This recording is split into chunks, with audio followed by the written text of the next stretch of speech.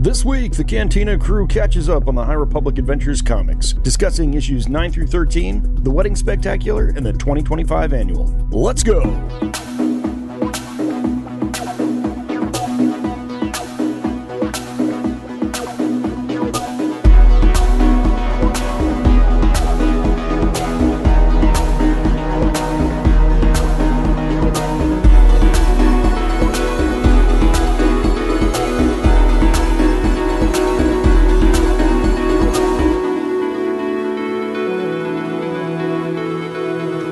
Welcome to another week of Cantina Chronicles. Yeah. This is a weekly Cantina crawl across the Star Wars galaxy, where we have robust conversations about all things Star Wars, including news, notes, and theory, synergizing. I made that word up. I'm not sure it's really a word. No, I've never heard it before. I think we created it here. Yeah. We're synergizing all the media. We synergize all the media. I don't know. Well, I'm still working on this. So grab a seat with us and let's talk Star Wars. Adam, you're hearing him talk. That's great to see you. How are you doing, Adam? Good. Happy to be here. Happy to talk comics and other stuff. Yeah. We're technically talking with Grant right now, though. Yep. He has Tythonian laryngitis. It's a very rare strain. He could pop back in at any moment and talk. But for now, we'll just have to interpret what his gesticulations. Yeah.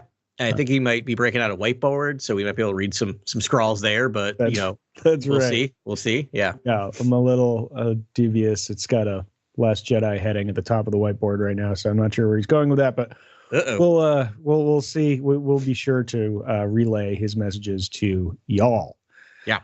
This week we're hopping back into the High Republic with catching up with the High Republic Adventures comics, which is the younger reader comics, but I bet in a blind taste test, you wouldn't be able to tell the difference. Yeah. The more and more I read these, I just think they star or feature younger characters, but it's still complex with storytelling. And there's one in particular I want to talk about in the when we talk about the annual, that it's really dark, really, really dark, but we'll get there. Oh, the annual. Yeah. Gnarly. Yeah. That one, we will get there. So we're going to cover High Republic Adventures 9 through 13. Yes, correct. Yep. Which is 2 arcs, actually, 2 baby arcs. And then we're going to talk about the wedding. This is Zine and Lula Talasova's. To be fair, it's called The Wedding Spectacular. Yes. Yeah. So it is also. I can't forget the spectacular part of that wedding. And then we'll do the 2025 Annual, which is a series of short stories featuring most, if not all, the major writers, most of the writers from, the High Republic doing their thing and telling little vignettes about mostly peripheral characters. Mostly it's interesting. Yeah, for sure. Mostly peripheral. And when we were putting this together, I think we decided to do these because these are kind of what I would refer to as the penultimate arcs before what seems to be like the final arc of the High Republic Adventures, which is like the attack on Eriadu. Like it's all coming back to Eriadu. And in the weddings, in the 2025 Annual, there's a lot of side stuff, but there's one story in particular I want to focus on, which is is it Diggit? Is that her name or Driggit? Yes. Yeah. Let me look down. That one. Yeah, Driggit. Yeah, something like Driggit. That one connects directly to a couple of lines from the High Republic Adventures, which I love. I love how they're pulling everything together. Yeah. And the other thing I want to say to readers, and we'll talk about it, or listeners, is that do not sleep on the Wedding Spectacular, because that's actually a really important issue that does connect, does a lot of work about between the end of issue 13 and the beginning of issue 14. Right. And I have 14 and 15 in my queue, and I haven't read them yet intentionally because I wanted to be able to draw that line, but I'm very excited about where those will be going. So these pretty much take place behind the occlusion zone. The occlusion zone has just expanded to include Eriadu. Yeah, Eriadu is how I say it. Eriadu, Eriadu sounds more Star Warsy.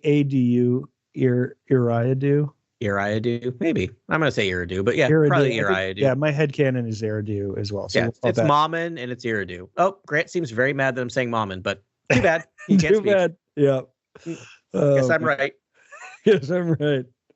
Yeah, I just like I picture Mommin as like the Dark Lord Mommin, and he has his mask on, and he also has a T-shirt that says "I shaved my balls for this." That's Darth 100%. Mommin. I just love it too because he makes Kylo Ren seem like more badass and less petulant. Like, Yes. so it's great. It's good. He's It's good. just a whiny artist trickster that Darth Mommin that just likes to hang out around bowling alleys. All right. I will always think of Artist Unknown. Artist Unknown. Sorry. Yeah, I know. The fact that he lost his mind and then he just destroys everything. Yeah. Although it would have been pretty funny if it was like, Darth Mommin, if he saw his own and was like chatting people up, being like, "Oh, look at this art!" It like adding up his beautiful. I don't know. Who do you think made it? What a genius, don't you think? You should really keep talking about him now. You could really go a lot of places with that. But anyways, that was last week's comic. Yeah. But this week, we've got the Adventures cast here. It takes place on two planets. So Eriadu is the Tarkin homeworld. So actually, we're talking about doing like some rereads to do the Disney stuff. It's not really Disney stuff. Yeah, it is the Disney stuff that happened before we started this podcast, which there isn't much. But one of them was a holdover from the pre-Disney days that they must have just been like, whatever, we're going to put it out. Yeah, it's close enough. It doesn't seem to violate what we're doing with canon. Yeah. And it's the James Luceno book titled Tarkin. Yeah. And it's about Grand Moff Tarkin. And I actually forget, what's his first name? Oh, God. Oh. See, this is why good. Grant's like pulling his hair out. Grant, write it down. I know. Nope. Yep. He would seem like he would totally know that. This is the problem when Grant's not verbal, is like he's our puller of things. It's just one random thing. But anyways, it's that novel. Luceno's, I say it every week, he's like one of my favorite authors, Star Wars authors. I think he's just a genius, and he really gets the voice of Vader and Tarkin as well as anyone else, and it's a great novel. But he goes at length about Eriadu, and what the planet's like and how treacherous it is, and it's a hunting thing. Wait, does Grant have it? It's Wilhuff. He just wrote Wilhuff on the whiteboard. So perfect. Thank you, Grant. I knew it was an awesome name. Like Wilhuff. I knew it was something like sound Nazi-ish, but anyway, exactly. Wilhuff. It's almost as good as Armitage. Armitage. Oh, it's so good. Yeah.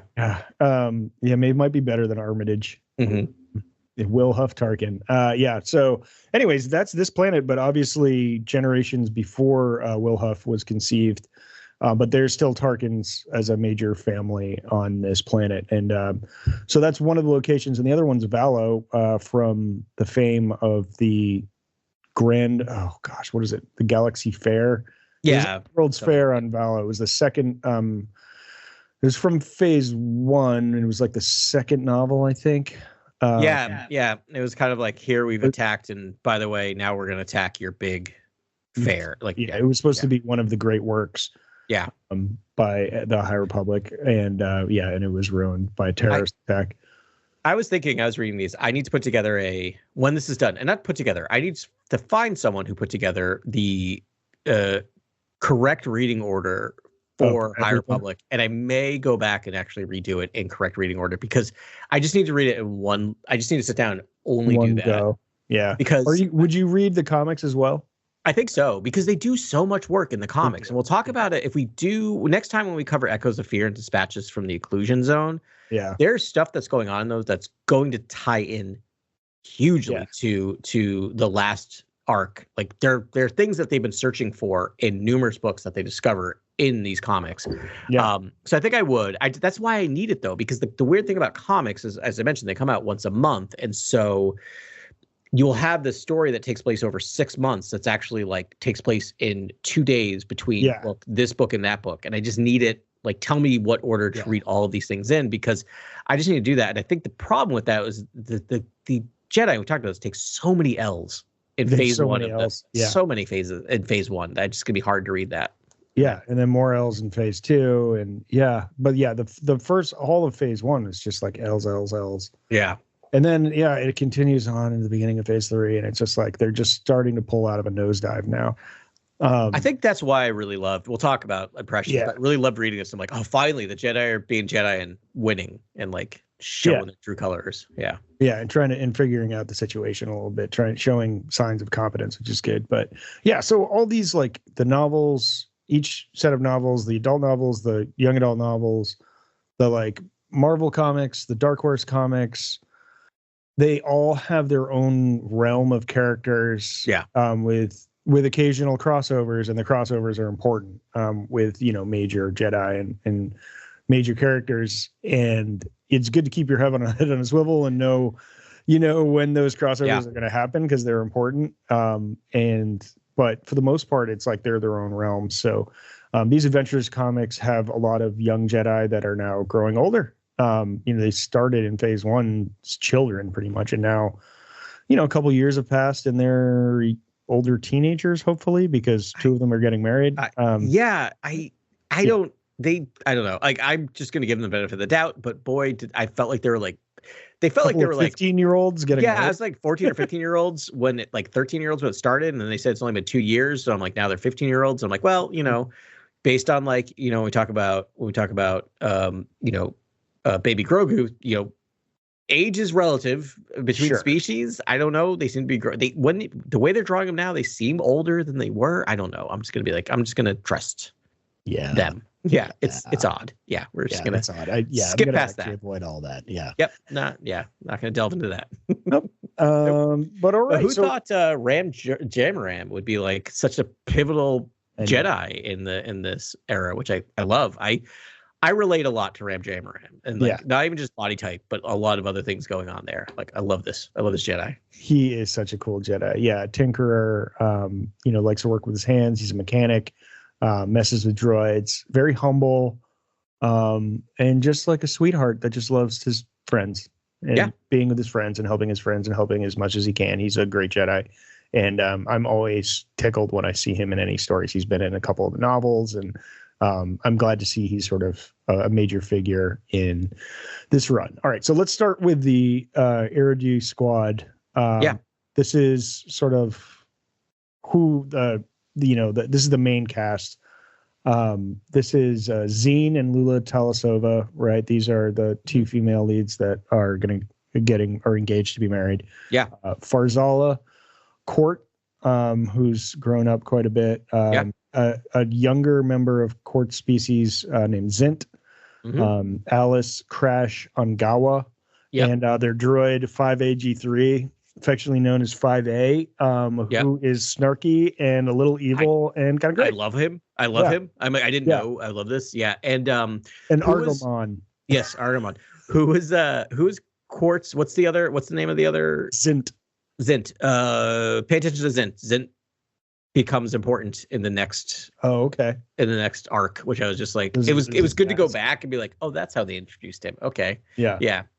Grant's frantically trying to write what the species is of Court and Zint, but I can't read it yet. But their species, like when they're children, they wear masks to contain their power. Yeah, because they're too powerful as children. So, and then when they finally control it, they remove the mask. But it's like they're OP powerful when that happens. So and I guess Zint's a ticking time bomb. I'll ask a question that will probably lead to a bit of a spoiler, but. Don't you wonder what happened if one of them removed their masks before they were ready to remove their masks? we may find out. We may find out, because Court, I think, did it on his own volition, but they felt like, you're a man, Court. Yeah, and it seemed to work, but Zint not so much. So we'll see. We shall see.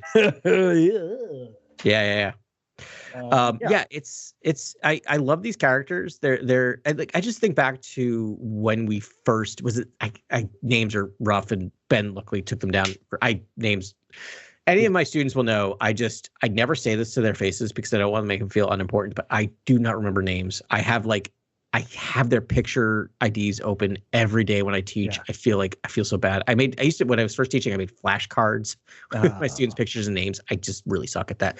So forgive me, Ben, correct me anytime I get them wrong. Is it? I have a list of like no less than 25 names in front of me, just for these 5 comics. Of the engaged couple, is it Zine the Jedi, or is Zine the one that came out of the planet? Zine is the pink tendrilled haired person that came out of the planet that was deemed not worthy to be a Jedi, though very powerful in the Force. Yeah, and that Too and old that to be trained. planet, Something. Yeah, the planet hated Jedis. They didn't. Yes. She like was very secretive about her Jedi, her Force powers. I love this, watching the two of them grow up and just thinking back to when we first met them. Yeah, right at the beginning of just like how much they've both grown. Yeah. They really have. Oh, and Buckets of Blood, I guess you can put in there, but he's not really. He's just around. He's their sort of around. mentor. He's their camp counselor, pretty much. Yes. Yep. Which is who Daniel Jose Alder patterned Buckets of Blood after. Jedi Master Buckets. Yeah, remind me. I want to say some stuff about. Well, maybe we get to the end of this series. Anyway, I want to talk about Daniel Jose Alder a little bit about some of his like real world interests being woven into the storytelling, which I really, really appreciate. All right. Yeah. Good. We will circle back. Hopefully I remember. I'm sure that will definitely happen. Right. So Eriadu is recently captured by the Occlusion Zone, and they're just waiting for the other shoe to drop and the Nihil to invade, because this city is a hotbed for that area. It's a major trade route and all that. So they have enlisted the help of Severin Tarkin. So here the Tarkins, as we said, are a major family, and she's like a younger Tarkin princess affair sort of thing. And she's helping the Jedi. She sort of pops out of nowhere. We're in media res. They're just like working together, and she's introduced. And they're there, and and then ultimately the Nihil arrive, and Severin Tarkin flip sides. She has a rivalry with her uncle Tragkul Tarkin. Sure. Yep. Tragkul, Tragkul, I guess. Yeah. Tragkul. That's a weird name. Sounds good. Sure. Right. Who lied about sort of like butchering an animal, and he wears it like a headdress, this like animal. Yes. Eriadu, which is like they're a hunting society, and like that makes sense. Yeah. And Severin actually tames one, and unseats him, and then ultimately flip sides and takes the Tarkin side. Yeah. So what I really like about what they did with the Tarkins in this is that they gave both those characters, they made them both ambiguous by the end of this run, where I'm like, Severin didn't, flip sides maybe, but more of just like, the name of the whole thing is like Tarkin Family Business is like the name of the arc. And I love that, because it's the last line of this arc where basically a very Godfathery shut the door on the Jedi, saying like, this is Tarkin Family Business. We're going to figure out if we're going to help you, the Jedi, or we're going to help the Nihil, or just stay completely apart from this. And so we get that. And then we get with, what's the uncle's name? You just Tragkul. Tragkul. Also, we see him later kind of going, I don't know, should we do this? Should we help them? Like, he's also not just like bowing down to the Nihil. Like, he's trying to he's being very, politic and trying to massage the whole issue. But I like that it's not just like he's completely evil and she's completely good. It's very Tarkin-like. I love that. Yeah. Oh wow. I'm trying to find. So there's one Tarkin I didn't grab her name, and it's the elder female. Esperion, no. Outer Regions.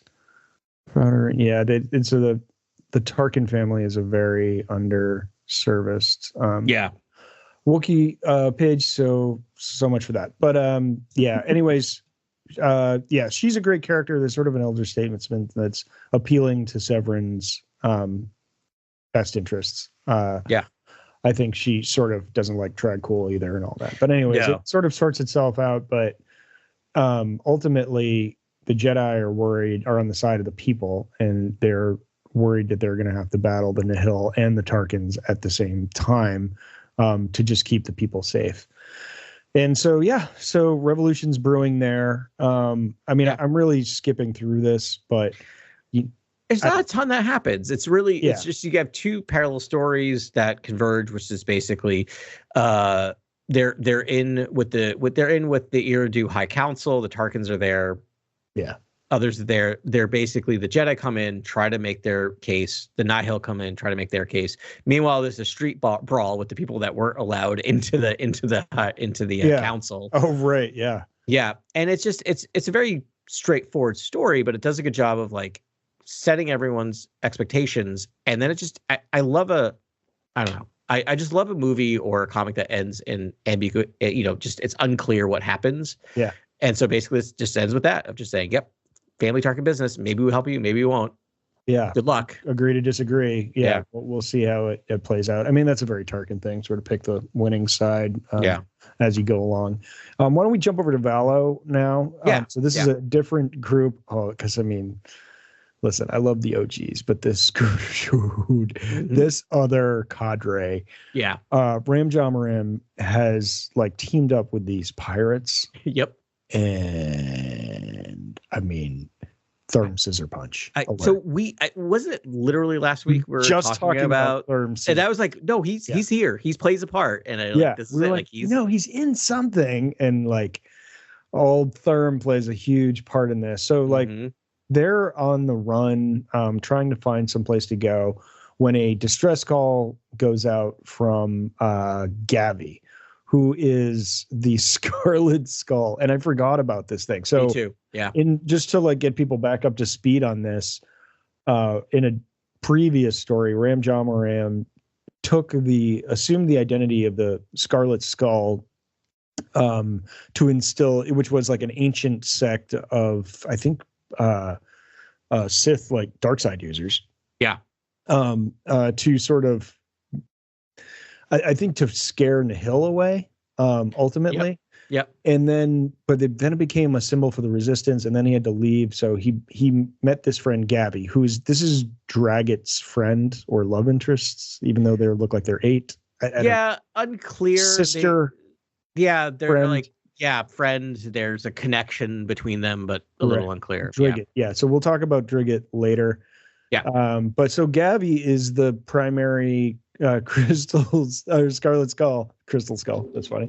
I know. I did the same thing when I was reading it. Just like, man. So he's got he's in a broadcast tower, which I love a good Star Wars broadcast tower. I mean, talking about Cozy Core, like the Lothal broadcast tower that Ezra and then Sabine lives in. It's like it's like a Star Wars treehouse. It's the coolest thing I've ever seen. I love it. Yeah. Anyways, but you're getting cancer. You're getting space cancer. Right? Yeah. I was told not to live under power lines. That was right. Same thing. I think as a child of the 80s, we feared being anywhere near power lines. Yeah. But I get these are radio signals, and I don't know, are they UHF or is it something different? It doesn't matter. Who knows? Anyways, so Gavi is playing both sides where he's like pretending to be an asset for the Nihil. Yeah. But he's like also, but he's really the Scarlet Skulls are the symbol of the resistance in the local area. And so he's like, I've got everything under control here, boss, to his like report. The warden, actually, the warden before. I think you mean his wardenness, as everyone keeps referring to him as his wardenness, which is my favorite thing. Yeah. He's pretty great.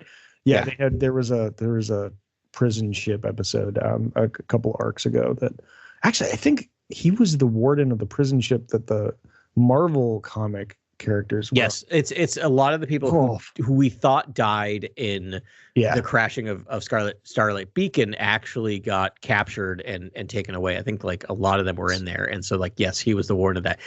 He's shaping up to be the big bad of the High Republic adventure kind of ending of this. He seems to be the one they're gonna ultimately defeat, I assume. Yeah. So I mean, ultimately, the conceit of this is that the warden is like, I need to come and make sure everything's okay and steal some assets because of the conflict on Eriadu. Like, they're planning their full scale invasion, and so Gavi sends out a coded, I'm using air quotes, and so is Grant. Like message being like, help. And sending it out to Rom, who does eventually get the message, though he was dealing with a thing of his own. But then he has to sort of tap dance with the warden when he gets there for this audit and does a masterful job. He's brilliant. It's really good. Yeah. And convinces the warden he's actually just a military genius, where he's like, no, they think I'm a rebellion leader, but really I'm you. Like he's the ultimate double agent for both sides. I'm a Nihil, and it's one of those things where the warden is they play him off as kind of a doofus at times, but he's terrifying. Like, he will kill people and just do horrible things. But I love how much he gets immediately behind him. And it's just like, no, this is the next brilliant mind of tacticians. That just like, I mean, really kind of a great leader, really nurturing some young promise there. Yeah. Very rarely do you see like positive reinforcement by the Nihil. Yeah. Yeah. Yeah. So yeah, the Warden, and then Pagunt, which is like, I don't really feel good saying that word. Nope. I don't know what it means, but I'm not saying Pagunt much more. Nope. But that's the Warden's enforcer. Yeah. So they're doing that, and then the Rom's group of pirates is going to help them. Well, they ultimately there is a conflict. I think they figure out Gavi's situation. Gavi has a bunch of other Scarlet Skull lieutenants that we should know. There's Mopog, Tebs, Forb, Brebeck, and then there's a Jedi Master in there, Master Kunpar, who is a non-human that looks like his head's on upside down. Head's upside down. Yep. I love it. Every time I see it, I'm like, this is great. It only works in comics. Like, I don't think you could do it even in a movie, but I love it. Yep. Yeah, he's great. And I'm trying to think if I don't think there is a is there a young Jedi, one of those people? It's not Tebs. It's not Forb. I don't know. I feel like he has a Jedi Padawan in that group somewhere. But hey, good quality. I don't know it. It's a scam. Yeah. But so they're fighting, and then Jamaram's group of pirates is headlined by why it's Keem, but why do I not? Oh, Zyle Keem is her name. Yeah. Yep. She's cool. She's got the like emo side part with some horns. There's Dern, who is a munalist, I'm pretty sure. Yeah, totally. But he like wears like a vocoder. He looks kind of like Darth Plagueis, to be completely honest. Very, very much so. Yeah. But his name's Dern, Drrn, and he just sort of like mumbles. He's just sort of like almost like a Frankenstein's monster sort of affair. Yeah. But it's much more heartfelt. He's a lovely character. I instantly love him. Zyle Keem she's a bad, you know what? And then Therm Scissor Punch, who just amazing.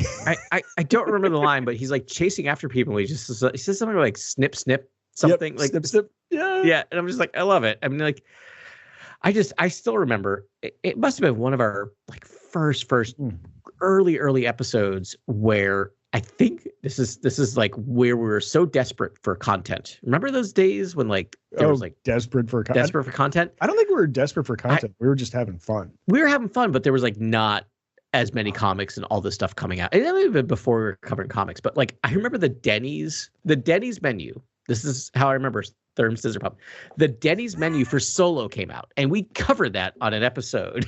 We talked about the Denny's, and that's when we were first introduced to Therm Scissor Punch, because it was on like the placemat or like something for Denny's was like the first revelation, and we're like trying to talk about how this is like a just wild, talking about how much Therm Scissor Punch was going to be important in Solo. And he's just there for 2 seconds, but how much we were taken with like. But I think we spent like 15 minutes on Therm Scissor Punch and how it's the best character we've seen in Star Wars ever. Oh my God. I know. I wish I'm looking for the thing, because we did a fake advertisement for like Therm Scissor Punch something, and oh my God. Okay, I don't have him here. What was Target? Wait, what was Steve Palpatine? Oh, here it is. Therm Scissor Punch Barbershop. Oh, you should just throw that at the end of this episode. Scissor Punch's Barbershop, where we take just a little bit off the top. Yeah, that's when we used to do in-persons. We used to do in-persons, and we did stuff. I remember the Steve Palpatine, Attorney at Law. Yeah. Okay, we divulge, but anyways, Therm Scissor Punch, really fun to say. He'll always have a soft spot in my heart, and he's a great character in this. They do rush to the rescue. They're surrounded and battling it out on Valo, and then the A-team pirates come in. Like I thought they were the A-team pirates, but they're the B-team, led by Zyle Keem's mother, much to her chagrin, Tanana Keem. Yep. And she's accompanied. Tanana Kim is accompanied by none other than Dexter Jetster. Yep. From Attack the Clones fame, wearing a dashing mustache. Like very. Oh yeah, he's in his prime now. He's in his Magnum PI phase. He's feeling himself. Yep. Yeah, he's got 4 gats because of his species has 4 arms, right? And then we have Sav Maligan, who is a really cool character that we meet earlier. He was like one of the protectors of Takodana, which will be pertinent later. But he's a Jedi with a staff. Lightsaber staff, which is always fun, and a like Raiden helmet sort of affair, which is great. There is Lavalox Verzine, who I don't have much information on, but Lavalox is there, and she's a bad girl too. Yeah. And then Maz Kanata, the pirate queen of the galaxy, of the self-proclaimed entire galaxy. I think it's not a sector, the whole galaxy, entire galaxy. Yeah. That's quite a moniker. It's impressive. I love it. Just as a sidebar, this is where the comics shine, and this is why they're so important. It's just giving these other characters their moment that you're not going to get in a movie or even a TV show. Just thinking back again, however many years ago that was, maybe almost 10 years ago, maybe 8, that we were talking about, Therm Scissor Punch, and who know he would get his actual due in a comic. I love it. Yeah, it makes it technically, if he's really a crustacean and he's a lobster, he should live forever. Yeah, right? Which he doesn't seem all that much different between now and when we see him in Solo. And you don't need to give him any dialogue, don't do anything. But in the Rey movie, just have him in the background somewhere. Just have him in the background. So we know he's just still there. He'll stand out. We'll notice Therm Scissor. Exactly. Yeah. Yeah. And I just don't have to talk about it. And it'll just be me power sliding across my den floor and pointing at the screen, yelling, Therm Scissor Punch. Yeah. Again, just so many moments of just thinking about when we all saw Rise of Skywalker together in the theater. I envision the moment when we all see the Rey movie together in a theater, and we're just we're the idiots in the back row laughing at all of the references. Right. Yeah. Right. Yeah, hopefully they'll have a bunch of lore drops. I still remember when John Williams shows up in Rise of Skywalker in the bar, and all of us were just it's John Williams. A collective whisper. Yeah. Stage whisper. Yeah. So, all right, Grant is telling us to move on. So we he's doing the motion. Yeah, moving on. Yeah, that's my favorite gunslinger part of Gunslinger. I do that all the time. It's and keep it going. Yeah. Okay. So ultimately this squad pushes back the Nihil, but they ultimately regroup for their battle on Eriadu, which is what's going to be the next thing, sort of the final part of phase 3, we believe, will be this battle on Eriadu. And then, but we move on. Our tale continues. There is sort of this one shot in between there called the Wedding Spectacular. And this takes place on Eriadu, and Rom and his team have joined for the wedding. And then we get some guests from the Jedi Council, headlined by Yaddle. Yeah, Yaddle's there. And I guess the big thing that I always appreciate with this episode or this issue is that was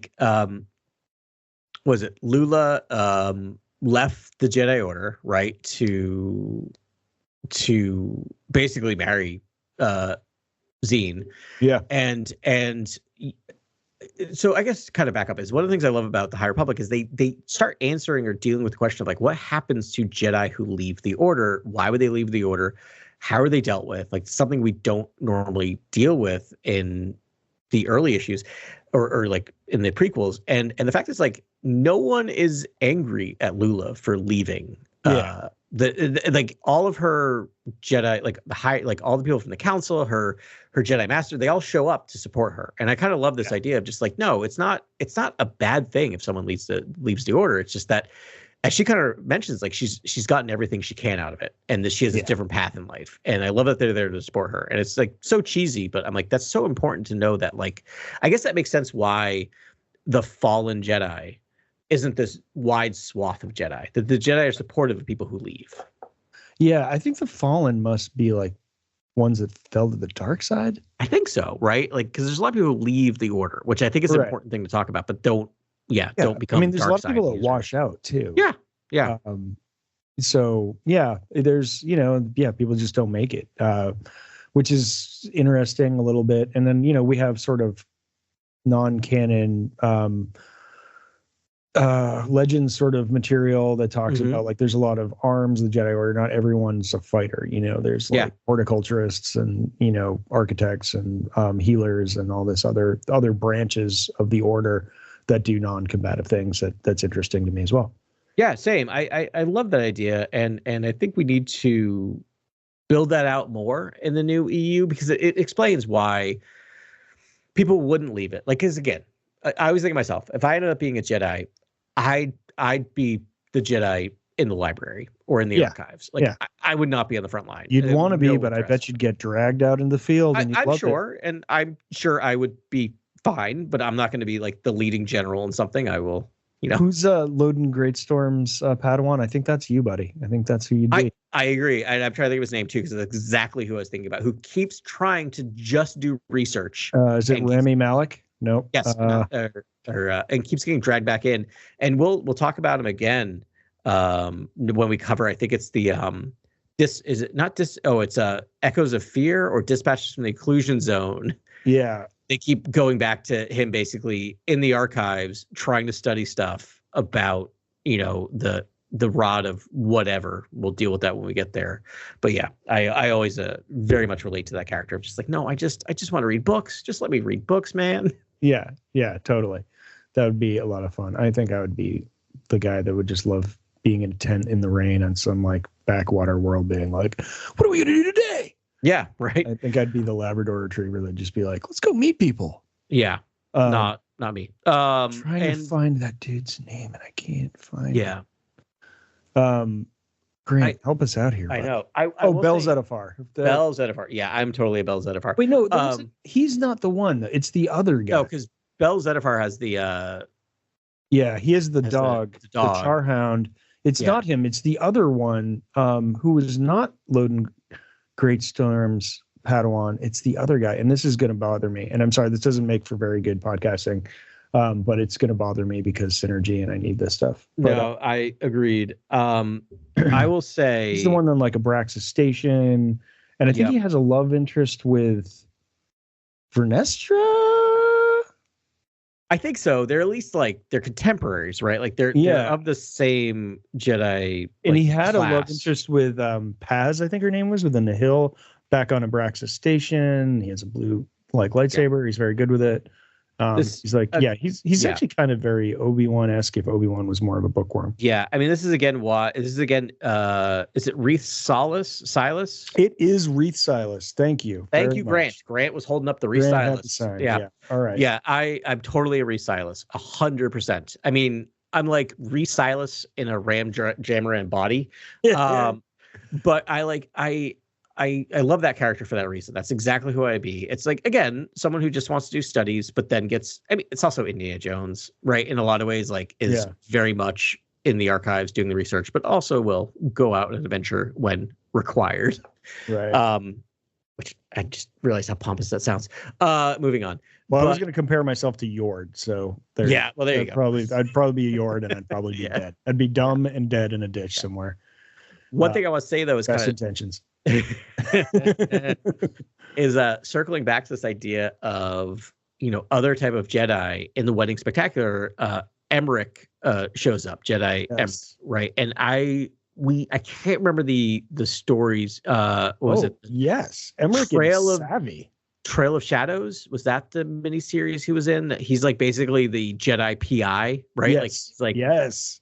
But again, it's a different type of Jedi, right? He's like, he can use his lightsaber, but he's mostly just like on the trail of. He's a detective. Things. Yeah. And so I love that. Emmerich Kaftor. And he has a BB droid on his shoulder. I didn't get the name of the BB droid in the comic. They didn't mention it, and I didn't look at it. But he has his own BB droid, like our friend Cal Kestis.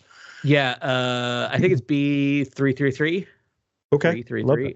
Yeah, I think. Yeah, I think that's what it was. I'm just kind of like, yep, B333. Nice. No, that's not it. I'm wrong. Okay. Grant, help us out. But yeah, so the other thing I love about that is there's so much of Zine and Lula's wedding stuff where they're clearly just, as much as the Jedi are supportive, I think they're also a little uncomfortable because they're calling out the issues of attachment, like of just like how much business Jedi actually get down to. Yeah. And we get a little side story with Emmerich and is it Cian, his like Cian Holtz. Yes. And I'm like, a Galactic Republic hired private detective. Yes. And their story continues where they're clearly just, I mean, they just want to make out and they keep getting blocked every time they're about to make out hard. Well, on screen, but I feel like they've smashed. They have definitely smashed 100%. And I love it. I'm like, it's great. Do it. Yeah. Yeah, do it for the kids. No, I love that very much. So yeah, he's there as well. But yeah, very steamy scenes with him and Cian, and I love it. I'm here for that. I just feel like, you gotta let him smash. This Jedi should not be a place for sexual repression. No, absolutely not. And I'm gonna like maybe disclose too much about myself. I think it's being a child of the 80s. There's a scene in the Wedding Spectacular where literally Cian is getting dressed. Behind him, there's like a curtain. There's the whole thing, but it reminds me of like every movie we saw. Yeah. Like it's like starting from like again Indiana Jones on, where it's just like you have a character getting changed behind. It's completely the female form in silhouette behind his bias. Like you can't see, but it's just like it's just such a good job of just establishing sexual tension. Like it's just so great. It's because whenever you click into those characters, it's like instantly film noir sort of like dialogue and. I wish they would actually like change the lighting in those panels. Like they were literally or the color, like it goes to black and white with like highlights. It's all shadowy. Yeah, exactly. So they're great. We're all over the place except for the plot of this, but there's really, it's just weird. They get attacked there. So this takes us back to Eriadu. All these people are gathering, they're getting attacked. And then I think, is it Maz? Yeah, by the power invested in me as the Pirate Queen of the Galaxy. I pronounce you wife and wife. And then, but the whole group, I forget which character. It might have been Kisma Utterson, the Chadrafan bomb specialist that was there. Yes. He's like, as we practiced, and everyone yells for light and wife. Yeah. It's a great moment. Yeah, I do love it. It's a nice moment. It's a nice little reprieve in this idea of like there's going to be a giant battle, but it also moves the plot a little forward because you do get a little more movement with the Tarkins, right? Like you get to the point where it seems like the Tarkins are more likely to fall on the side of the Jedi than not. And it's a nice little thing. Again, I think I talked about it before. Don't sleep on it. It's an issue worth reading. It is not like when I first saw it, I thought I would download it. It would just be like just fun and games and about the wedding. But there's like major plot movement in this, and it's really getting everyone together on Eriadu before the big battle. I'm guessing. And this is the High Republic, which could be named the Grim Republic. Yeah. So when you get these like feel good issues, you should take advantage of it. Yeah. And I want to say like, that's the other thing. There's a good speech between, between Zine and Lula, where basically I think it's Lula, maybe it's, I can't remember who says it, but they're basically like, we just, every time something good happens to us, something bad happens to us. She's like, and she lists of all the things that happen. And then I think it's whatever the other. I'm just gonna say it's Zine. I may have them backwards. That was you had it right. Lula was the one that was like this sucks and it's awful. And Zine basically said, "No, we're getting married, and then we're gonna destroy the Nihil. Like this is you can't ask for a better wedding present." And I'm like, that's like exactly what I need going into the final battle. Just like this. No, we're gonna kill it. Like it's great. Everything's good. Right. Yeah, her whole point was like, despite all those bad things happen, we've maintained and we're alive and we've been there for each other.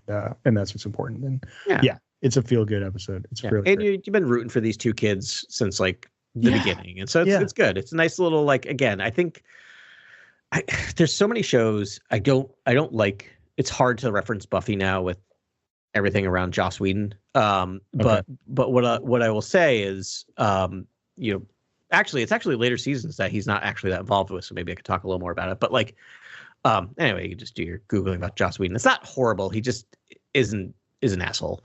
But what they often did in that show, which is great, is like the episode before the big battle, they would just kind of have like a random like everyone kind of hanging out. Like, here's where we are. This is what we're fighting for. We're all love each other. Like, it was just such a nice moment. And there's a couple times in that show, which I loved, where like literally the second to last episode, they beat the big bad. And then the last episode was just like hanging out after beating the big bad. And I'm like, no shows do that anymore, or comics do that. I'm like, that's such a great moment of just like, no, we get to celebrate a little bit. The like, catharsis. Give our characters a time to celebrate. And I kind of love that they did this here. We're just like, no, let's just, get with our characters. My favorite panel of this whole thing was the last one. It's sort of like the issue's over, and then they show a wedding photo with like everyone that was there. And it's so heartwarming. And of course, Thurn scissor punches right in the middle, right there. With Maz Kanata. It's just it's really great in Yaddle. And there's the Kisma Utterson is. Actually, there's a great side plot in this. Kisma Utterson is like reluctant. He's like, he's left in the hill. He was one of the people, I think, that was working on I think the barrier, whatever outreach, and they grabbed him, reformed, and he escaped, and he's with his family now, with all his little bat family. They're bats. But they're Yadrafans, bats. Yadrafans are essentially like they're like little bat people. Yeah, they're bats that evolved to be able to, speak. And apparently make bombs. But so his thing is he's just like, I just feel more comfortable if I have a bunch of thermal detonators on me at all times. And his answer to everything is a thermal detonator. Pulls it out every single time. It's just like, wait, you don't have milkshakes? Like, thermal detonator. It's a great bit. But I think he interacts with Yaddle, and Yaddle chills him out. And like entirely changes his persona, where he's just like totally non-combative. He's just like, chill. Can't we find a peaceful resolution to this? But it's just like, that's what I want. So Grant is with me on this. That's what I want out of my Jedi. I want, like, for Jedi Masters, when they come in, it should change the tide. Like, it should change everything. Like, their it should level be of connection. A meaningful event for the people who interact with anyone on the Jedi Council or like a Jedi Master. Like, exactly. Like, it should be, like you said, life-changing, completely changes the character. And I love that they do it here. It is a bit of a comedic beat, but when you think about this character, it is like kind of amazing and brilliant to have this person who was deep in the Nihil, like working with the Nihil to this point of like, nope, everything's good. We should talk about peace. Like, you don't get those stories that much, and I love it. Before we jump into the annual, because that's kind of all over the place. I want to talk about Daniel Jose Alder for a second. Okay. And I don't want to get too specific because I don't want to get too much into politics, but what I will say is that he is very active politically. It is one of his biggest things. He talks a lot about politics and a lot about global politics. And I don't want to get too much into what everyone's thinking, but I will say right now for an hour. Yeah, but I will say is that like he doesn't shy away from that on social media, and I don't always agree with him, but I appreciate someone who takes a stand and like stays and sticks with it and doesn't seem to back down, and in a lot of ways is risking his career in some of the stuff he's saying, and it hasn't hurt him Star Wars wise, which Star Wars for like letting him speak his mind on social media, but I mean, we've seen Chuck Wendig's career get canceled for being on the right side, just saying it the wrong way. Exactly. And I feel like Daniel Jose Alder is very similar, and they've just been like, no, he can say whatever he wants. It's fine. It's not, and again, he's not saying anything really that, grievous, but it's just, so what I'll say is that it's nice seeing him work his views into this work, which is some of it's just like, there's clearly a right and wrong, but it's so much more complicated than that. And bringing in the complication and then seeing his hope at the end of this of just like, no, everyone's had enough and everyone's getting together to fight fascism, to fight fascism. and why it got to that point, like why it was so easy for people to kind of go along with the fascism for so long, and then people finally fighting back at that. I'd love to interview him to be like, is this cathartic for you to write? Like, this is what you hope to see from the masses. Anyway, it's just really kind of, it's hard to, as someone who follows the social media of him, to just see how much he was able to kind of like deal with what he's dealing with in this. That's all. I just think it's really interesting. That's good to know. I haven't been following it, and obviously I don't have X, and we don't have X anymore, or Twitter, whatever. I feel like we should dead name Elon as much as possible, but so it's tough to 100%. sort of whatever. Pretty much Reddit is my only social media, and whatever gets. I didn't think I would ever end up with like Reddit is the same place. It's weird, but it's weird. I always thought it was scum and villainy, but like I'm saying this for our people at home too. One, if you want a good Star Wars subreddit, it's Star Wars Cantina. Yeah, that's actually a complete coincidence of the fact that we're Cantina Chronicles. Yeah. But it is an all positive space for Star Wars. And they don't take any guff. Like our Star Wars is awful. And I think that's part of it is curating. But I feel like, I don't know if the algorithm is just different, but I feel like it's curated things. Like I like ended up on the Baldur's Gate 3. Sure. Sometimes I'm like, I just don't know. Like I'm stuck here. I don't like going to like solutions, but I'm like, I've been here for 5 hours. Can someone just help me out? And I'll Google it. And every time I read like the question and the answer, and then the answer and the answer and the answer and the answer, none of it is like, hey, dummy, do this. Everyone's just like, I know, I had the same problem. Or, oh, have you tried doing that? Like, it's really gentle and it's nice. And I was on stuff with like my daughter has a Yodo player. No one knows that it is if you don't have a 3-year-old. But I'm like, I fell up in that like Reddit where I'm like, oh my God, thank you so much for these helpful tips. And I don't know if it's it's wild how many times you'll Google something and it'll point you to a Reddit conversation. Like it's a conversation. You have to be literate to interact with it. You have to be able to write and read the written word. And like, I don't want to get generational about it, but I'm just going to say that like, there's just not enough, especially, I mean, it's an American, it's primarily American, but there's definitely, I mean, it's global, but it's mostly American topics.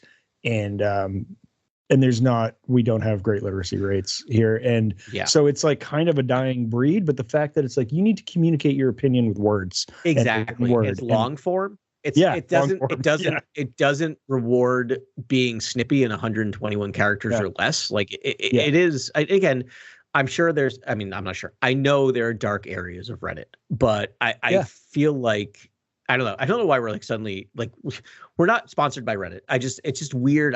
Again, this far down the social media apocalypse, that hellscape that we are, that I'm like, Reddit is my place of sanity now. I'm like, never would have thought that. Anyway. I know. Yeah. It was pretty grimy. You have to be very proactive in like creating your feed and like knowing what you're looking at and be savvy about that. And it took me years to really, and so I don't know if it's me understanding how to interface with it better, or if it's actually just a better place. Because I will say, I don't know how to interact with it at all. I do not. Like, I do not know what you know. I just kept getting, like, when I would Google, I would see it, and I'm like, all right, I'm just going to click in here and see what happens.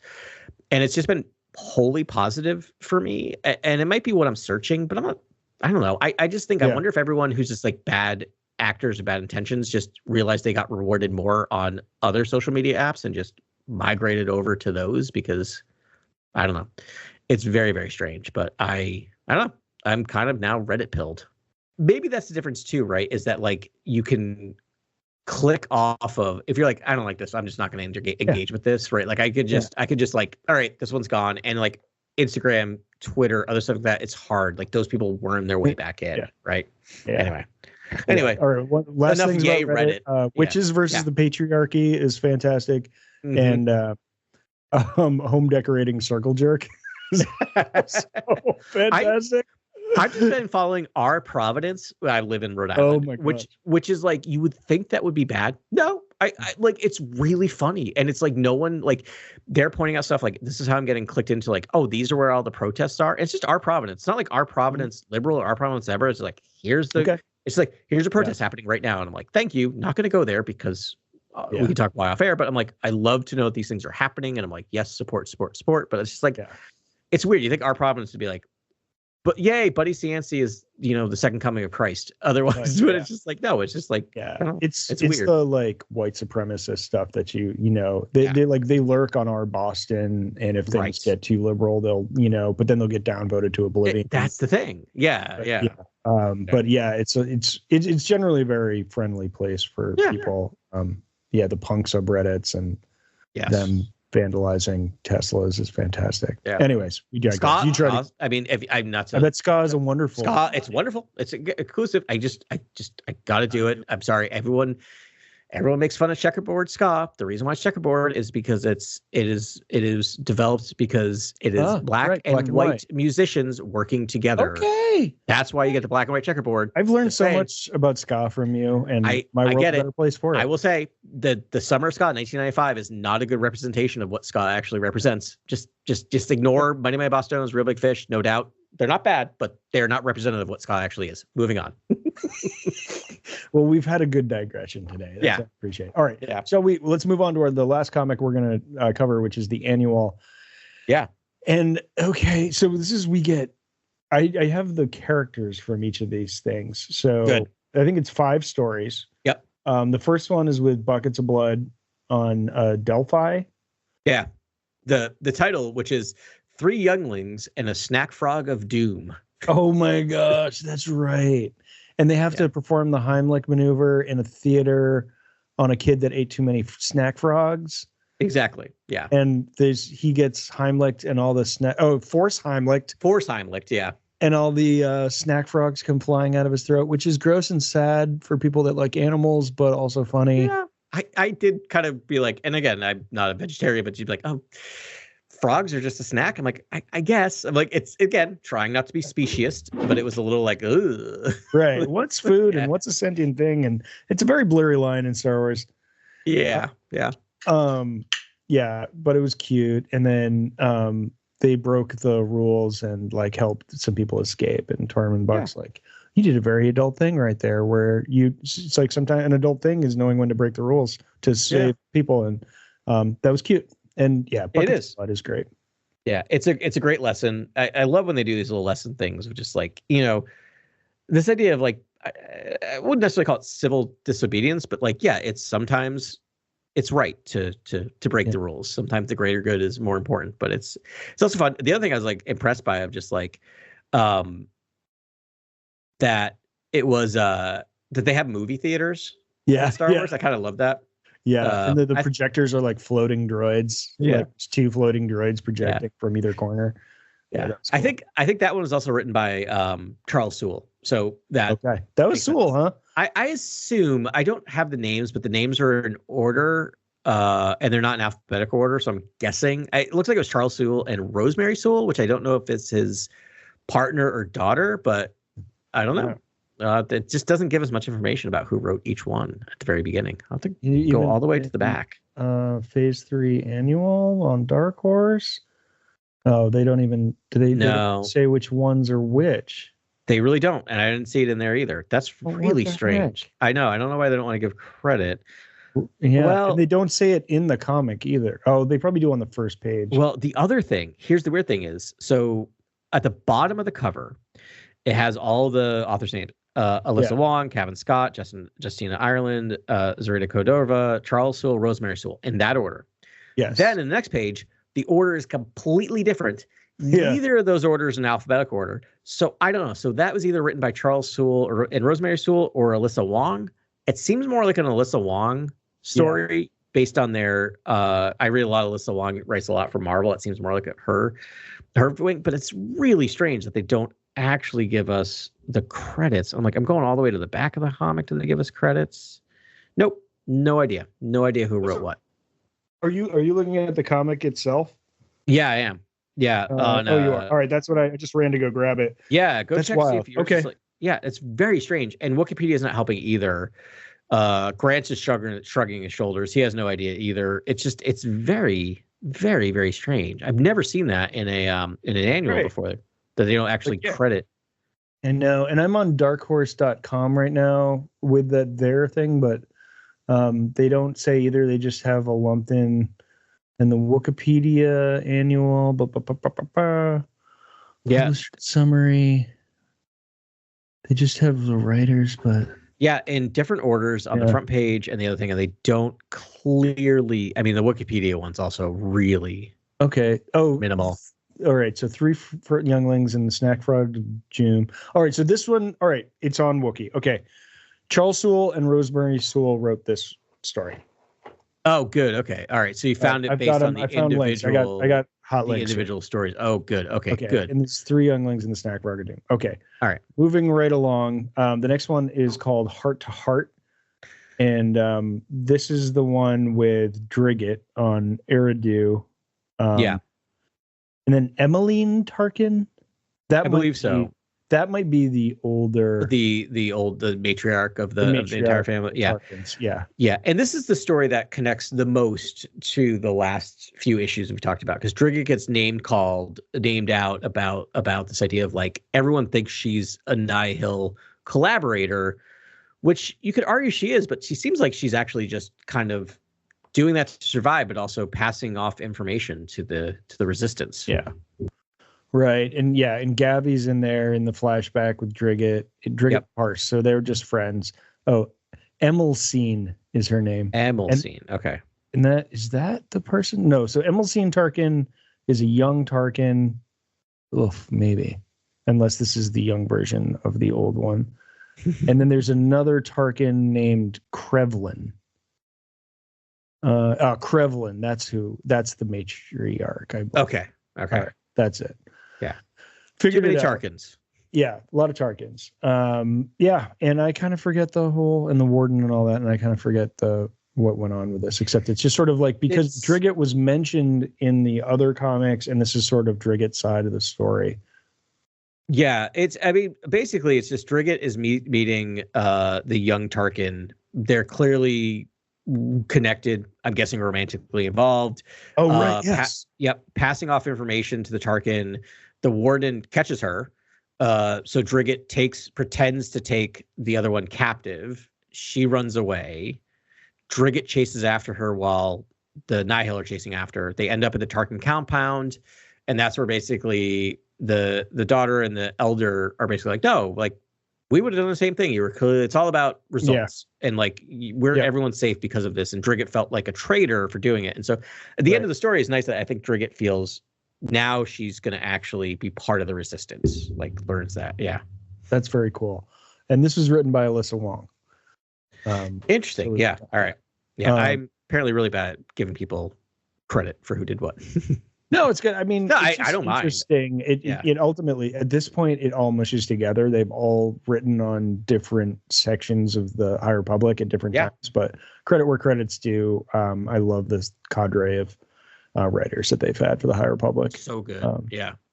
Also, I mean, is it the Lesbian Republic? There's just like, how do they even make humans? Like, it's all the ladies are getting together, which is, I mean, good for them, but yeah, no, there's a lot of same-sex couples and other types in that, and I feel like I mean, not to get too far down the rabbit hole with the stuff, is that I'm so glad that Star Wars is representing like all these different individuals. I just feel like, I think we talked about before, it just seems relegated to the area of the comics and the books is where they feel most comfortable doing this stuff, and it's just like we can stuff all of it in here. Yeah. And I feel like you're probably preaching to the choir and like more representation than maybe some of your other works, but clearly we're not in a world that's wanted right now. But anyway, moving on. Yeah. Annoyed, but I love that they do it. Yeah. Yeah. So the next story I think might be my favorite. This is about Churro the Hutt. Yeah. Yes. And now Solnath Rune, which is I believe a Jedi as well. Mm-hmm. A Jedi. But yeah, Churro is like, he's a cool Hutt, man. Yeah. He's just a young one trying to find his way in the galaxy, and he wants to do his part. So he first showed up in Beware the Nameless, which is phase 3. I think that was the young adult one. I think not to call you and Grant out. Grant's nodding his yes. I think I might have been the one that read this one. I did the book report on this one. Yeah. Worth reading. Sometimes the young adults are hit or miss because they're really young, But this is all, if you want more Churro, read that book. It's all about how he separates from the Hutts, how he becomes involved with this, and how he gets the glowworm and all that stuff. And he's such a great character, just a Hutt who wants to just be a naturalist, basically. Yeah. He's a lovely Hutt. And for those at home, the glowworm is his starship. Which is very cool, by the way. It's green and has like a large canopied front cockpit. It kind of looks like a mantis. It's cool. Yeah. Super cool. Looks like a glowworm, I suppose. Sure. But this is interesting. And he goes in on this like treasure like hunt to find the heart of the planet on Eriadu, I think it's called. Eriadu. And it's a myth, and he has to I forget what he's looking for. It's like something that could save. Because I think now Hutta is experiencing this blight. That's one of the three adversaries of the whole galaxy at this point in time, along with the Nihil and the Drengir. The blight is like spreading, and so he thinks this is going to cure his planet. Ultimately, he's successful in his quest, and and he meets all these people, and it's funny. It's like a twist on the Indiana Jones thing where he's covered in bugs, but he's just like cool and like follows the bugs, and the bugs like take him to the center. He like sort of goes with the tide, and instead of like being revolted, he's like, the guy's a giant slug. Let's like face it. Sure. Just like friends. And they're just like, yo, you can have this if you want, but it'll kill our planet. And he's like, I'm not going to do that. So he leaves, and he makes a hard decision and goes back. And it's it's cute. But it's nice. I mean, it's a good moral dilemma for a Hutt, right? Because I think most Hutts are like, yeah, of course, sacrifice your planet, save ours. And I like that. That clearly demonstrates by Churro, which just makes me laugh every time. Churro the Hutt is different from other Hutts. It just makes me crave a churro. I know, me too. I'm like, with chocolate sauce. Yum. Way to go, Churro. You're a good one, kid. All right, and then the next one is really dark and creepy. Remember, this is supposed to be the young reader section of Star Wars. But I know. So one of the coolest things that's happened in comics is that they captured Baron Voolan in the Marvel run, and he is a big bad in the novels. And we're finding more about his experiments. He has some awful like Third Reich title, like the Administrator of Advancement. I think he is. I don't know why I have to talk about Joseph Mengele. He's Elon Musk. But he's and he's also, if he was. He's Mengele, which is weird because the second time this week I've had to talk about Joseph Mengele once in my research methods class and now here. I'm like, I don't want to talk about this man, but like that's the character, right? A person who experiments, does these horrible experimentations on individuals just for blanks and giggles. But a real bad and real gross. So it's him festering in a cell, which is fun to see.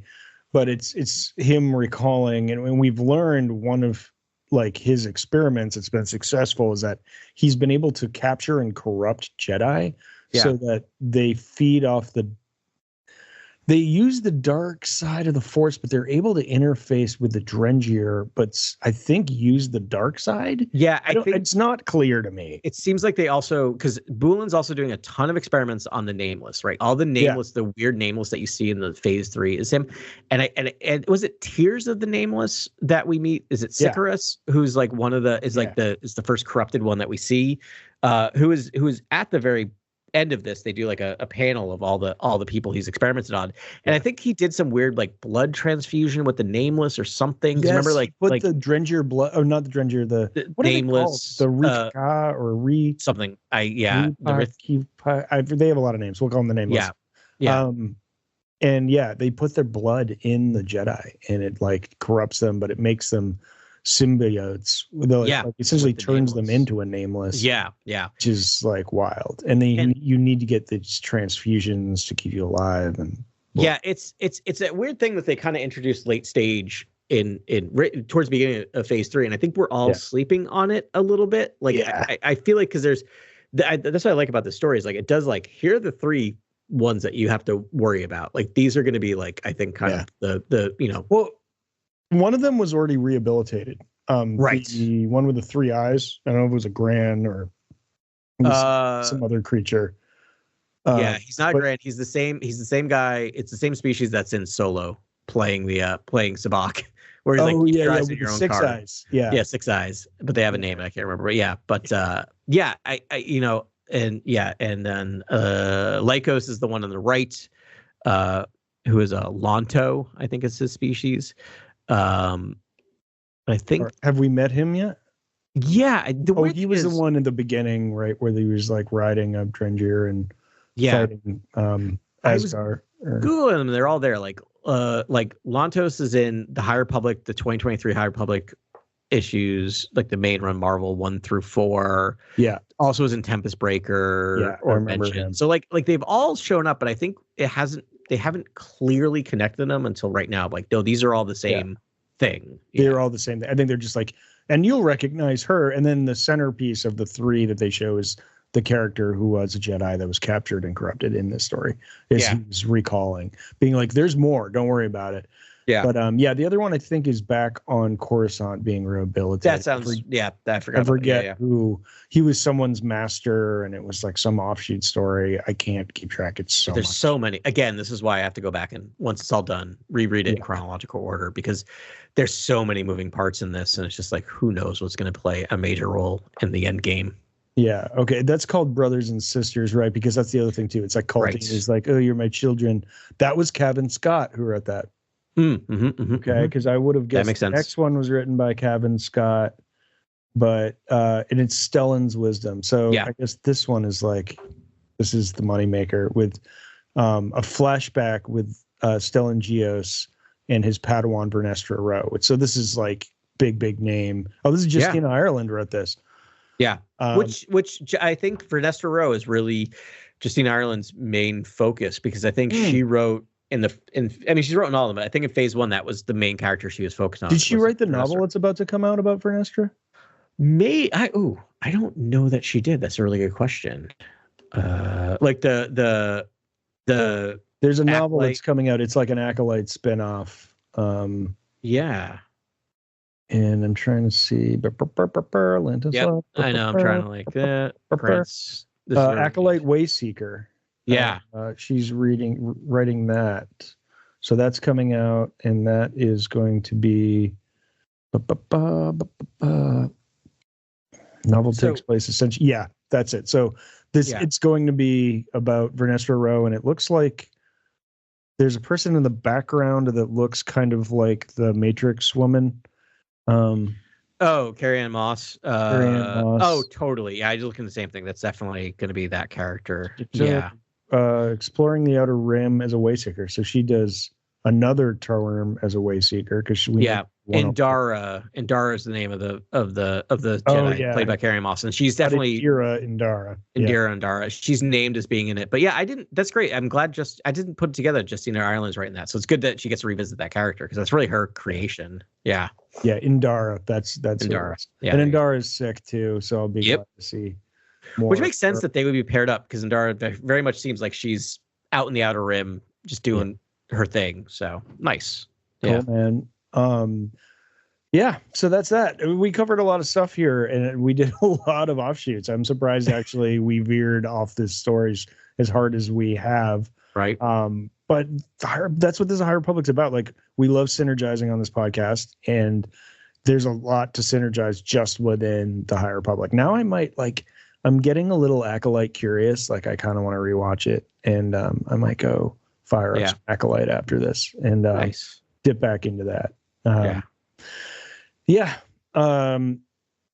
it's so great. It's a great series. I think next week we might do some more, right? You want to do it? We could do. There's a couple of miniseries that I think are, especially the Echoes of Fear is really going to tie into the end of phase 3. Like, there's big things that happen in that. So we have the Echoes of Fear 4-part miniseries, and the Dispatches from the Occlusion Zone 4-part series. So why don't we cover that next week? Those will be good. Yeah, and that will be caught up with High Republic comics. They're still A couple of books, Tempest Breaker, which we keep referencing, we need to listen to. Yes. Seeds of Starlight, we need to listen to. But there's two parts of that, so we'll wait till the second part comes out. But yeah. Yeah, maybe in 2 weeks we do the audio book about our favorite storm cloud chaser, runner, breaker, burster. Yeah. Yeah. Our favorite cloud burster. She loves to vape. Yep. That's actually her whole mask is just vaping. That's what I feel like I should know because I laugh at her name. It seems like the least Star Wars name I could ever think of. And once Grant holds it up, come on, Grant, what are you doing? I feel like it's going to drive me nuts. He's writing. Yeah. Tempest Breaker. Yeah. We know that. Lorna D. D. Thank you, Grant. Lorna D. Lorna D makes me laugh every time. I don't hate the character, but every time I hear the name, it just makes me think of like cookies. It's like Lorna Doone cookies. That's like all I think of for whatever reason every time. Okay. It's just a weird association. Every time I hear it, I'm like, I want cookies. I just want cookies now. Yeah. Yeah. But yeah, a couple weeks to be good because I think I'll get an extra Audible credit before now and then, and I can use it for that. Yeah, it's on Spotify. So that's is it on Spotify? All right, yeah, never mind. I will save my Audible credit for what's coming out at Reign of the Empire, Mask of Fear. That's what I'll save my Audible credit for. Perfect. Which is coming out this week. Is it? Yeah, it's 2/25, I believe, this Tuesday. Oh, so that'll be fun. In a few weeks. Yeah. That'll be more fun content to cover. I'm looking forward to that because we could actually punt that a little bit closer to Andor because I'm sure it's going to be a prequel. Yeah, Andor. That's a good point. Yeah, and we like to give people at least. Aren't they coming out with like 3 books in 3 months with that? Or am I? No, those are like 3 books in 3 years. Barf. There's like one every year that's just supposed to like kind of connect the episode 3 to episode 4, which is weird. I feel like that territory has been explored, but more from the political side, I guess, which will be interesting. That'd be interesting because it's like, I mean, one book, okay, great, but it's like we know there's going to be time jumps in season 2 of Andor. Yeah.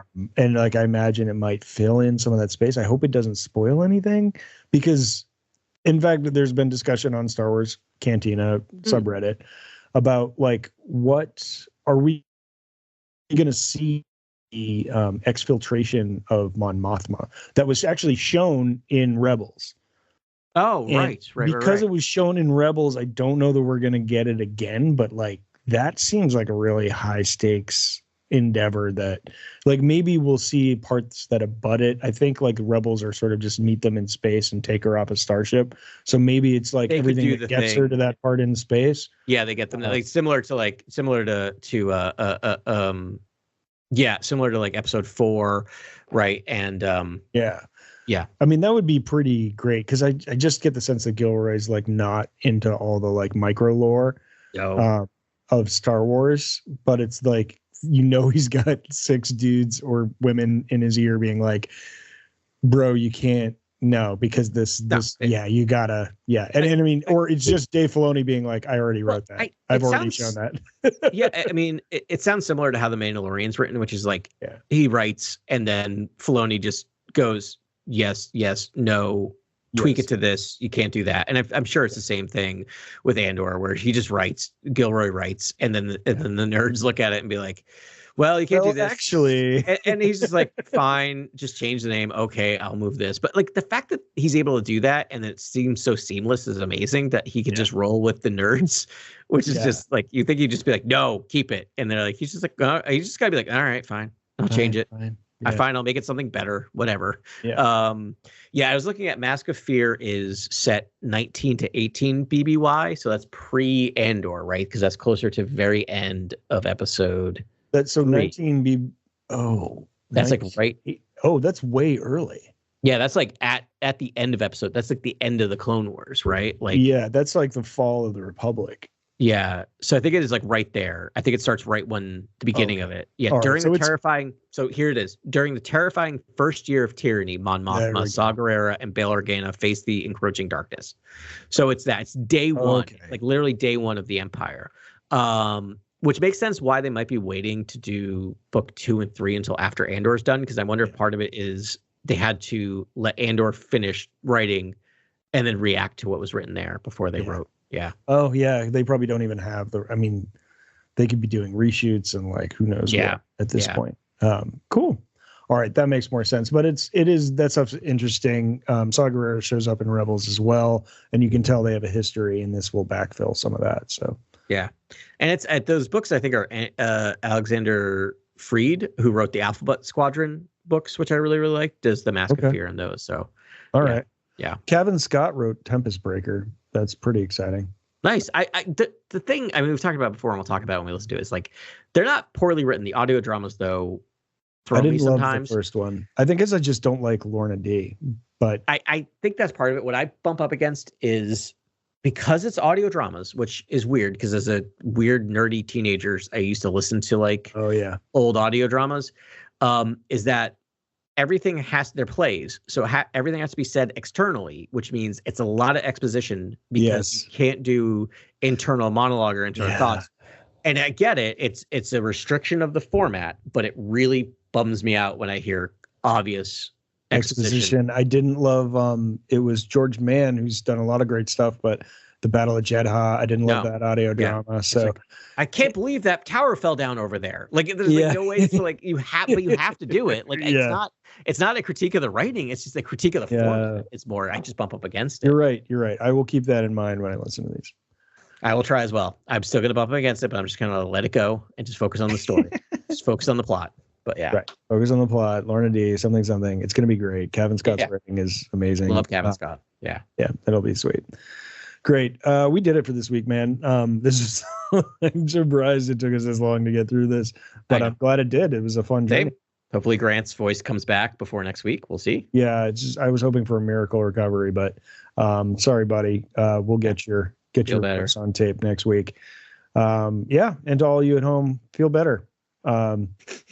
Just in general, in general, mentally, psychically, physically, it's a rough time for every single way you can feel bad. That's right. Excess in moderation, kids. Exactly. We'll talk to you next week. So excited that you're listening to us. Oh, actually, I did. This is what we learned right before, and I wanted to talk about it. But yes. So we've now, as some of you have clearly noticed, and thank you for following us on YouTube. We've noticed a huge spike in traffic on our YouTube channel once we stopped showing our live feed. When we just put the edited podcast up with my bad AI. Trying not to take it personally, but I'll take the views more than that, I guess. I appreciate people are listening and watching. I lost my shame a long time ago. The other thing I didn't tell you is that you can look at some of the micro data from it, and it will tell you when people stop watching, the average time they stop watching, which is not a fun thing to look at. Sometimes it kind of bums you out, but I've noticed more people are making it to the end of the episode than used to. So it can only be that my ugly face is chasing people away.